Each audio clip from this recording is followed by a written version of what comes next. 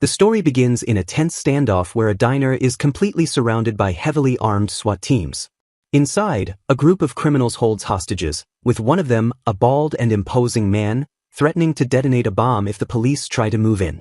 Another inmate is furious at the idea of returning to prison, while an older convict regrets that they didn't keep some police officers alive to use as a deterrent. At the center of the chaos is a terrified young man in a hoodie, who is being berated by one of the convicts.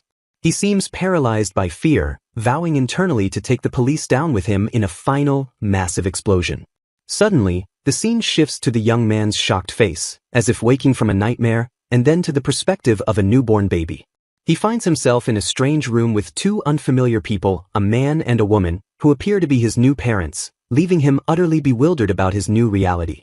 The narrative then dives into the young man's past life, revealing his name was Steve Tanaka, a Japanese American. As a child, he was a foolish but idealistic brat who, inspired by anime, dreamed of becoming a champion of justice.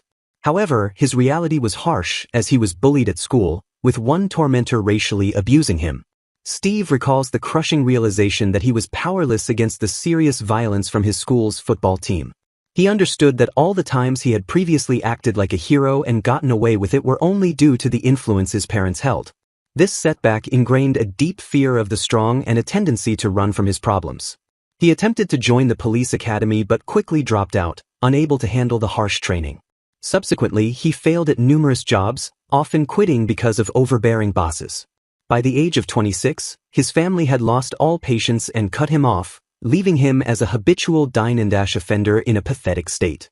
The story flashes back to the moments right before the hostage crisis began in the diner. Steve is sitting at the counter when the waitress, Jessie, tells him to mind his own business as she speaks to another customer, a police officer. As Steve is about to attempt another dine, he is dismayed to see the officer walk in. The waitress then looks at Steve more closely and, despite his mask and sunglasses, recognizes him as her old classmate, Steve Tanaka. The waitress introduces herself as Jessica Brown, though Steve doesn't immediately recognize her. She explains that she used to have black hair and piercings, looking very different from her current appearance as a decent, working adult. She fondly recalls their time as high school classmates, telling the officer that Steve was once a cool kid with a strong sense of justice who would always help bullied students, including herself when she was pushed around by a cheerleader. She admits that she even had a crush on him back then. Jessie tells Steve how shocked she is by his current state, as it's a far cry from the heroic person she remembers. She encourages him, insisting that it's not too late to atone for his mistakes and start over, believing he can return to being the person who helped her all those years ago. The officer adds that with genuine remorse, Steve might even get away with just community service. Moved and overwhelmed by Jessie's kindness and belief in him, Steve begins to cry tears of gratitude. But this moment of hope is shattered when several heavily armed men burst into the diner, shouting for everyone to get their hands up and not move. The criminals viciously assert their control, making it clear this is now a hostage situation. The intruders, who are escaped convicts, declare everyone in the diner to be their hostages. One of them holds a gun while another menacingly tells the terrified patrons to put their hands up and be quiet. In the ensuing chaos, Steve finds himself holding a gun, shakily aiming it at one of the convicts on the floor, telling him not to move. The convict, unfazed, taunts Steve, challenging him to a quick draw contest. He claims that from his position he can aim and shoot Steve between the eyebrows with perfect accuracy in just 5 seconds, daring the trembling young man to pull the trigger first. Steve freezes, unable to shoot, and the convicts mock him mercilessly, saying he has no guts. The narrative voice reveals that these attackers were escaped death row inmates. As the other hostages look on with disgust, Steve is beaten and tied up. He is tormented by guilt, believing that if he had taken the shot, he could have saved Jessie and the others from their terrible fate. Consumed by this failure, Steve's short life concludes in a fiery explosion. The story then returns to his reincarnation, where he was reborn as a baby named Chris into a completely different world, yet he still possesses all the memories of his past life. This new world is a fantasy setting filled with monsters. His new father, Kevin, is the strong leader of the town's vigilante group that hunts these beasts, while his mother, Lucy, is a gentle and kind woman. A major difference in this world is the existence of a superpower called magic, which anyone can seemingly use if they memorize the incantations. Here, the creatures of the world are called monsters, and they are dreadful monstrosities unlike the animals on Earth. His mother demonstrates this by using a fire spell to cook the meat of a large, cat-like monster his father brought home. Chris finds the appearance of the food unsettling and is often hit by his father for discipline when he hesitates to eat it. Some days, the monster meat is surprisingly tasty, which Chris considers a win, and he thanks his loving parents. On other days, the taste is so bad it makes him want to throw up. Despite the strange food, he feels the genuine love from his new parents and is gradually starting to think of them as his real family. This is a stark contrast to his biological parents from his past life, who eventually gave up on him and called him useless. He reflects on his past failures, realizing he died as a complete loser. Chris soon discovers that he was born with a unique superpower, entirely different from the magic used by others in this world. Since the moment he was born, he has known the name and nature of this power: absorb and release. He can absorb any material he touches with his left hand and then release it from his right hand. This ability allows him to absorb anything from solid objects like stones and wood to fluids like fire and water, although he notes that it cannot absorb living animals. When he releases the absorbed matter, he can process it into any shape he desires. He tests this by absorbing stone and shaping it into a small, humanoid figure. If he releases it slowly without focus, the material just oozes out, but if he releases it with strong intention, the effect is dramatically different. He experiments further by absorbing stone and releasing it in the shape of a bullet with great force, realizing with a shock that this power is far more potent than any gun. He laments that he should have gone to a technical university instead of a police academy, as he can't create complex electronic devices or cars because he doesn't understand their internal structures. Still, he concludes that with this incredible ability, he at least won't have to worry about going hungry again. With this new power, Chris sets a new goal for his second life: to live humbly and steadily as a stonemason or a carpenter, avoiding the pitfalls of arrogance that led to his previous downfall. Just as he makes this resolution, his thoughts are interrupted by a child's terrified scream for help coming from the nearby forest. Rushing toward the sound, he sees a horrifying, large-scaled monster attacking a little girl. Overcome with fear, Chris freezes and debates his options. He knows that simply throwing stones at the creature will do nothing and considers running back to town to get the vigilantes. He tries to rationalize his inaction, telling himself that he doesn't even know the kid and that intervening would only lead to his own death.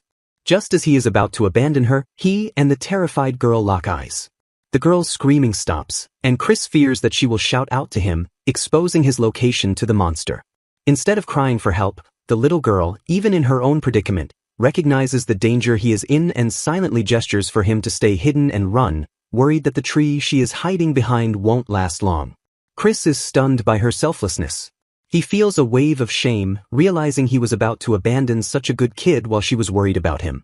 The memory of his past failure with Jessie flashes through his mind, a painful reminder of how his inaction led to tragedy. The thought of doing nothing again and letting another person suffer because of his cowardice is unbearable. Letting out a cry of anguish, he makes his decision. He steps out from his hiding spot, resolved to face the monster. His body moves on its own as he confronts the beast, shakily telling it to get away from the child. The monster turns its attention to him, its body beginning to swell to an even more intimidating size. Panicked and realizing he can't escape, Chris decides he has no choice but to fight. He summons all of his power, imagining all the stones he has absorbed being wrapped in fire and shaped into a massive cannonball, ready to be fired at immense speed. With a final push, Chris unleashes the full force of his ability. A massive, swirling projectile of stone and fire erupts from his hand and slams into the monster. The resulting blast is as powerful as a missile, completely obliterating the creature and a large swath of the forest behind it. Chris is left staring in shock at the devastation he caused. The act of killing a living being for the first time makes him feel sick, and he worries that the girl witnessed his initial hesitation to help. To his surprise, the little girl approaches him, not with fear or condemnation, but with tears of pure gratitude, thanking him over and over for saving her life. This genuine appreciation is a stark contrast to his past life, where his attempts at heroism were often met with scorn, with people calling him an idiot for getting involved when he wasn't asked. The girl's heartfelt thanks move him so deeply that he begins to cry, overwhelmed by an emotion he hasn't felt in a very long time. The girl introduces herself as Misha, and Chris tells her his name. In that moment, he finally understands what he truly wanted to do with his life: to become a hero who helps those in need. After a lifetime of being a half-hearted loser who ran away from the strong, he had accidentally risked his life to save someone, and seeing her tears and smiles in return gave him a profound sense of purpose. This encounter becomes a turning point for Chris. He decides to discard his negative feelings and seriously dedicate himself to becoming the person he always aspired to be. The following years show Chris training his abilities, growing stronger, and fighting monsters, all while his bond with Misha deepens, eventually blossoming into love. 13 years after their first meeting, a 17-year-old Chris has become his ideal self, a powerful and respected hero. Alongside his friends Alicia and Serb, he is seen fighting a massive, fast-moving monster. Chris expertly uses his release ability to save Serb from the creature's attack.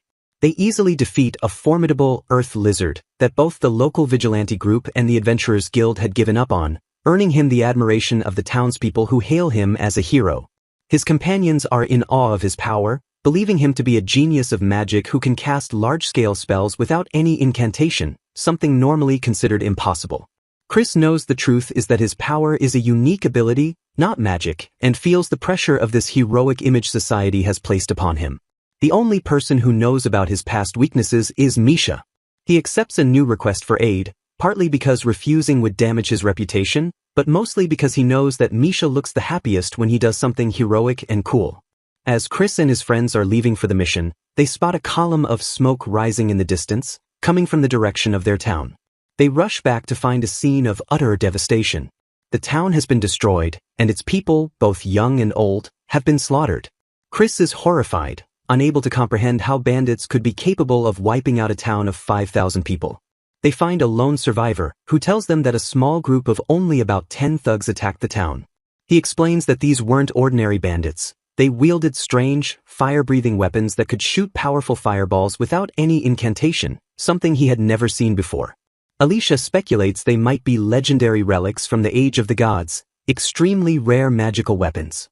The survivor corrects her, saying it was no joke, every single one of the thugs was equipped with one. He also reveals that the thugs took everything of value, kidnapped the beautiful women, and were now heading for Chris's hometown, Wego.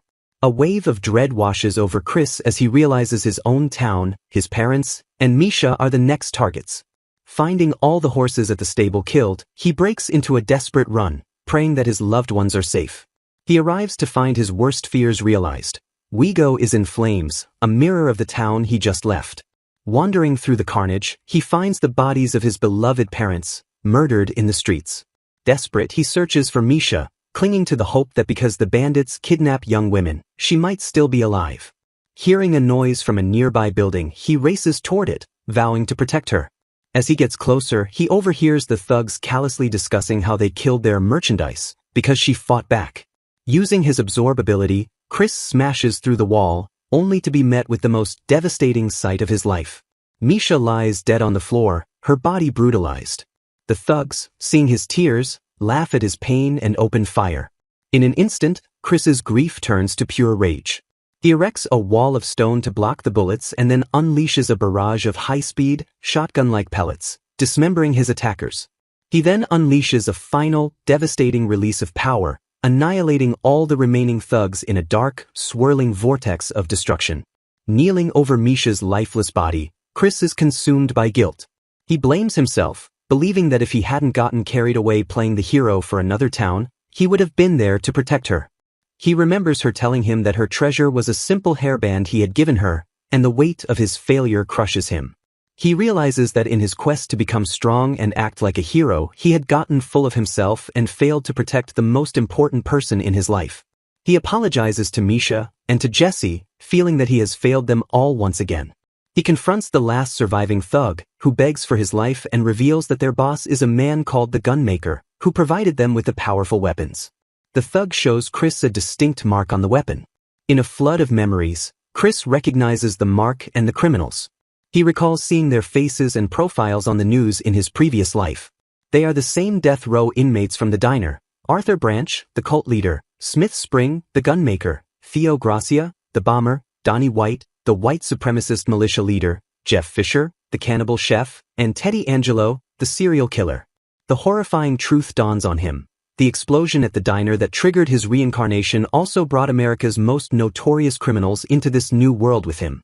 The Gunmaker, Smith Spring, is now using his obsession with firearms to create magic guns, and is rallying an army of thugs to build a nation for villains.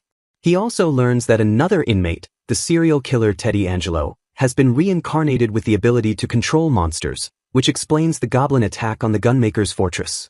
Another, Arthur Branch, has established himself as the founder of a cult, a miracle healer who can restore missing body parts. A unique ability, not standard magic.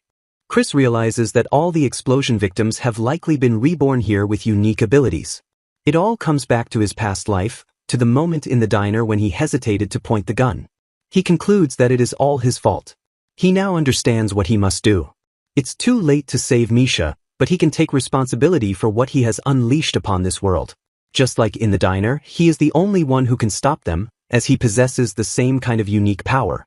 With a heart full of grief and a soul burning with cold fury, Chris makes a new vow. He will avenge Misha by hunting down and killing every last one of the escaped prisoners. His desperate drama of revenge begins. In the smoldering ruins of a devastated town, Chris interrogates a captured bandit, his face a mask of cold fury as he presses a searing hot object against the man's skin. A fellow bandit nervously suggests he ease up to prevent their captive from dying, but Chris is unrelenting. The men discuss their orders to seize anything valuable and capture young women, while the terrified female survivors shudder in a nearby corner. Suddenly, Chris appears amidst the chaos, his cloak fluttering around him as he demands to know who the leader is. One of the bandits, who had been laughing moments before, is struck by an unseen force from Chris, his hand horrifically injured as he cries out in pain and confusion. Shocked and enraged, the remaining bandits raise their magic guns, demanding to know who Chris is before deciding to kill him on the spot. As the bandits open fire, Chris reacts instantly, creating a massive stone wall to intercept the volley of bullets. He then unleashes his own power, a devastating attack that completely obliterates his enemies in a bloody splatter. The villagers who had been held captive cry tears of relief, thanking their saviors. Alicia gives the credit to Chris, but he coldly brushes it off, stating he did nothing worth thanking. Chris continues to question the last surviving bandit, who, battered and bleeding, insists he is just a low-ranking member of the Magic Guns Brigade with no knowledge of the boss's hideout or whereabouts. He explains that the boss, Gunmaker, keeps a tight inner circle of original founding members and recruits outsiders like him only as pawns. These grunts only ever see her when she appears to collect funds or deliver speeches, and only the branch leaders are privy to more sensitive information. Chris icily informs the bandit that his boss is his primary target and that he intends to exterminate all outsider pests associated with her. The man pleads for his life, but his words fall on deaf ears as Chris remains unmoved by his begging. A rescued villager watches on, whispering to Alicia about how terrifying her companion is. After the interrogation, Chris walks away from the survivors without a word, prompting Alicia to follow and ask why he always leaves so quickly when people want to thank him. He replies with detachment that he never intended to save them, his only goals are to fulfill his mission and gather intelligence on his enemies. He adds that being thanked for a job where half the village was already dead would only leave a bad taste in his mouth. Alicia confronts him, pointing out that he has been forcing himself to act heartless ever since Misha's death. She clarifies that she isn't trying to lecture him but is simply worried. Chris explains his grim new outlook, stating that in a world infested with otherworldly criminals like Gunmaker, he can no longer afford the luxury of playing the hero for everyone. He believes that trying to care for everyone will inevitably lead to losing the people he truly loves, a pain he refuses to experience again. He declares that this ruthless, focused version of himself is who he has to be now. Alicia then asks if he wants her to be with him, to which he initially says no, claiming that protecting her is already a difficult task. However, he quickly admits that she is the only trusted person he has left in the world and that having her by his side helps him more than she realizes, because he would be completely alone if he lost her too. He confesses to Alicia that he learned a harsh lesson from losing Misha and can no longer be a people-pleaser, as he fears he will implicate Alicia and cause her death. Hearing him call her the only person he holds dear leaves Alicia flustered and blushing. Meanwhile, in her hideout, the formidable Gunmaker is in a rage, having learned that a mere two-person party has managed to kill more than 30 of her brigade members in just 1 month.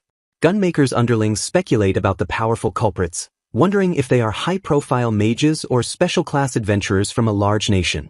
One suggests that perhaps one of their own members went rogue with a magic gun, though another dismisses this, as her weapons can only be used by those she personally marks. Gunmaker silences them, her eyes narrowed with conviction, as she states that she bets her ass it's the work of one of the other escapees from their past life. The source then details Gunmaker's unique superpower, remodeling, which allows her to infuse magic into any object, transforming it into a powerful enchanted item. A simple model gun becomes a weapon of mass destruction, gloves grant immense strength, and her clothes can become a protective power suit equipped with rocket boots for high-speed flight. She operates under the belief that only reincarnated individuals like herself are granted these kinds of superpowers. She correctly deduces that the recent, bizarrely aggressive goblin attacks are the work of another escapee, the rapist Sicko, who must possess a power that turns the normally timid creatures into vicious monsters. Confident in her superiority, she declares that her enemies are no match for her magic guns and that she won't let their actions slide. Fueled by rage, Gunmaker announces her intention to hunt down the culprits herself and riddle them with bullets. Her subordinates try to reason with her, warning that it's reckless to charge in blindly, but she furiously rejects their counsel, absolutely certain of her victory. Back in the kingdom of Isekai'd, Chris and Alicia encounter yet another traumatized survivor. The man recounts how his entire party of adventurers was wiped out by a swarm of goblins, and he only survived because he was away from the camp gathering herbs. He ran in terror without even calling for help. Alicia notes that they've been seeing more and more survivors of goblin attacks lately, rather than bandit attacks. She questions why goblins, normally cowardly creatures who keep to their own territory, have become so aggressive. She suggests they help the struggling people, but Chris flatly refuses, stating that the problems of this world should be dealt with by its own inhabitants. That night, Alicia lies awake in her bed, tormented by Chris's cold behavior. She understands he's just trying to stay focused on his goal of revenge, but she worries deeply about him. She feels he is punishing himself for failing to save Misha and her parents, and she reflects that she is similar, having lost her own best friends. She sees that Chris forces himself to say heartless things to suppress the pain of seeing others suffer, and she fears he will become desperate and destroy himself if left alone.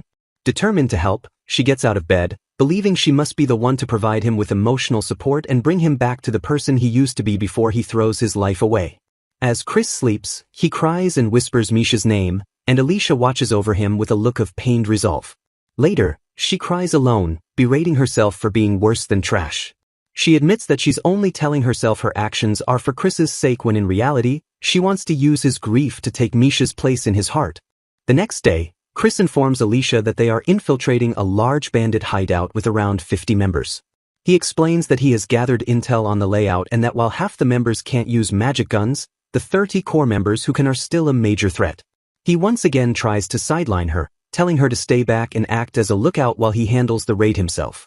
Alicia refuses, grabbing him and insisting that while her actions the night before were selfish, her desire to stop him from being reckless is genuine.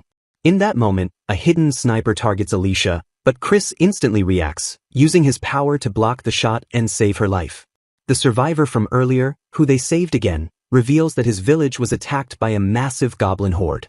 He pleads with them to rescue the women and children who are still alive, trapped inside the village church.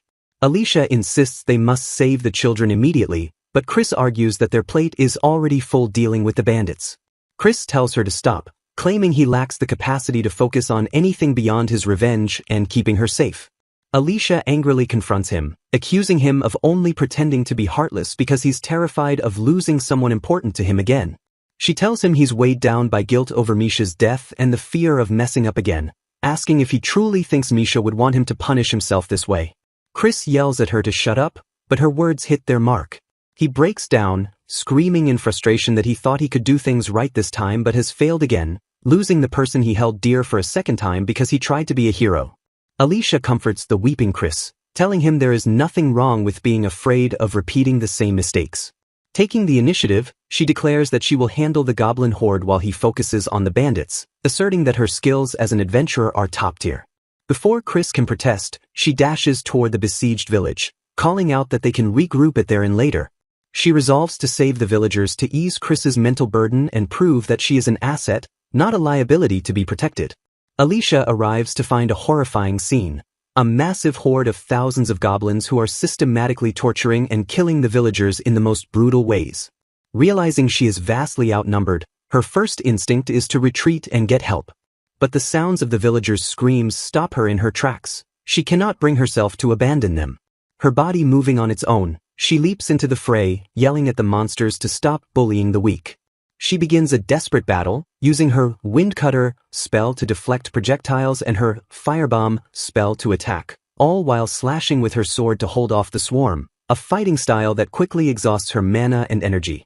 The goblins prove to be cunning, eventually surrounding her and pelting her with stones from a distance, waiting for her magical defenses to fail. As her energy runs out, a stone strikes her, and the goblins grin as they prepare to close in for the kill.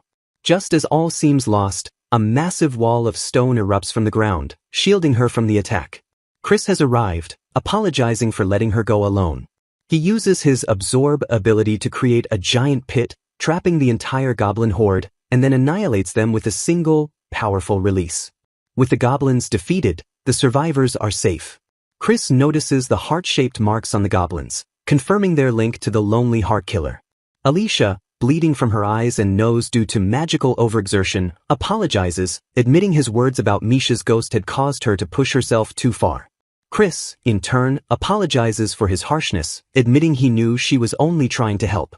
Alicia then reminds him of how they first met, when he selflessly jumped into a river to save her from a monster during their Vigilante Corps exam, just as he had done for Misha.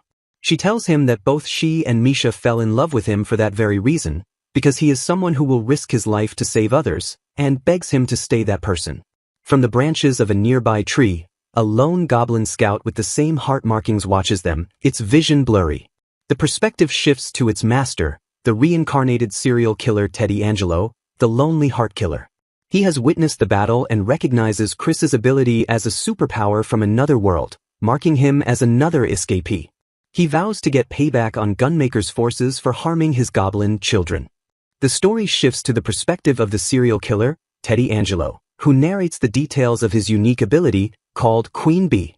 By selecting and linking with a single type of monster, he gains absolute telepathic control over every single member of that species, turning them into his completely obedient retainers. Within a 50-kilometer radius, he can share senses with specific monsters for detailed control.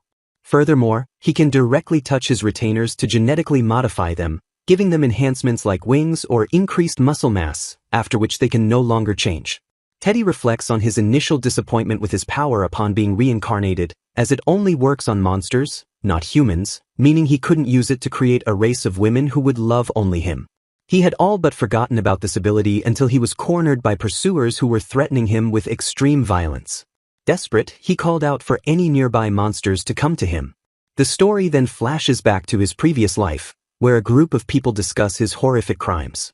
He was a handsome man who raped and murdered more than 20 women, gouging out their hearts and keeping them in jars in his basement. The people are disgusted, concluding that his wickedness was not born of circumstance but was an innate part of his being. Back in his new life, Teddy is hiding in a cave, terrified of being killed by his pursuers before he can find his fated partner. He curses the ugly cunts, who are always getting in his way, both in his past life and now.